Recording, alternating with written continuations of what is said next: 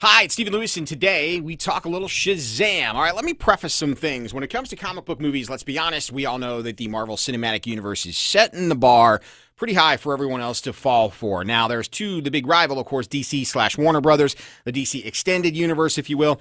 It hit a few rough patches. Batman versus Superman didn't do what they expected. Justice League, we won't even go there, but Wonder Woman was a shining bright spot, and then followed last December by Aquaman, which was equally a shining bright spot. Now, the DC Extended Universe is back at it again with Shazam. A little history on the character, and again, my comic book knowledge only goes so far. Shazam, originally called Captain Marvel, not related to the Marvel character of the same name, but when they rebooted the DC Universe in the comic world a couple of years ago with the New 52, they kept him as Shazam instead of Captain Marvel. They changed that up a little bit. The story is Shazam! Billy Batson is the typical troubled kid who gets sent to live in a foster home with other kids, but he still has his shakeups with things that are bad, like some bullies, and he's on a quest to find his real parents.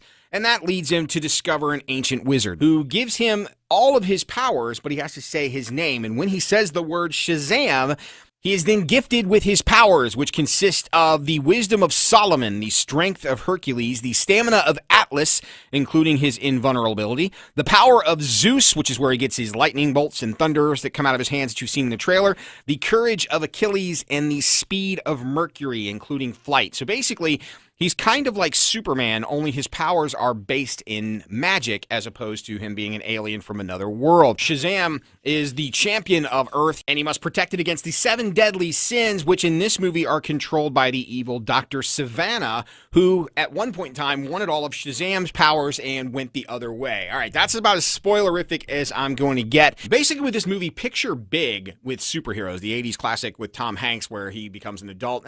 Imagine that with superpowers. The great thing about this movie is its sense of heart, its sense of family. It's a lot of fun. Sure, it's got some 12-year-old boy humor that happens here and there, like the first time he's an adult and realizes he can purchase beer.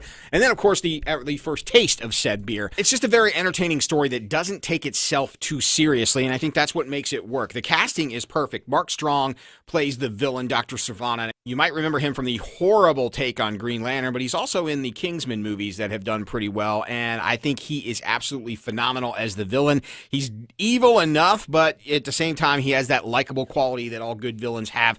The rest of the cast is fantastic. Zachary Levi plays the adult version of Shazam, and they made the perfect casting when it comes to playing a 14-year-old trapped in an adult's body, and you could just tell that he was having fun with this. The parts where he's testing his powers with his live-in roommate, Freddie Freeman, are hilarious, where they're trying to figure out what he can and what he can't do.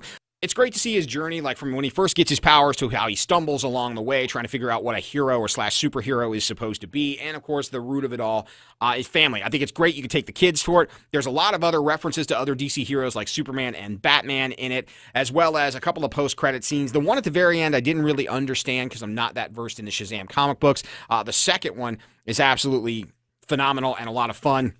Much like when Superman raced the Flash, if you stuck around long enough at the end of Justice League. All in all, I think it's a home run for DC. It's a likable movie. It's fun. It's entertaining. It looks good from a CG standpoint. The suit that everybody gave a lot of grief to for Zachary Levi looks really good when it's on camera. And at the end of the day, Shazam is a lot of fun, and that's what movies should be. Definitely check it out while it is in theaters. It is worth the watch. And if you do check it out in theaters, no talking, please.